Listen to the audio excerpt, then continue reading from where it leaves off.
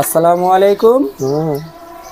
এগুলা যে আপনি বানাইতেছেন এগুলা কি আপনি বিক্রি করেন কি পাইকারি না খুচরা? পাইকারি খুচরা মানে যার যেরকম চাহিদা, যার তাই তো? যেরকম চাহিদা। এগুলা কি হবে, ফুল?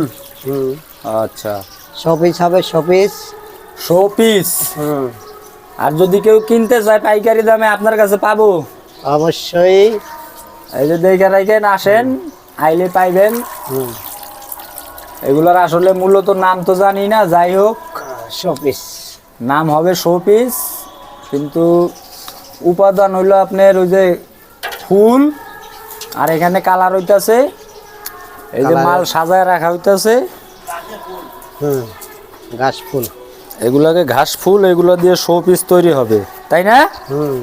জোরে কথা কই, আস্তে কথা কই না। শোপিস হবে।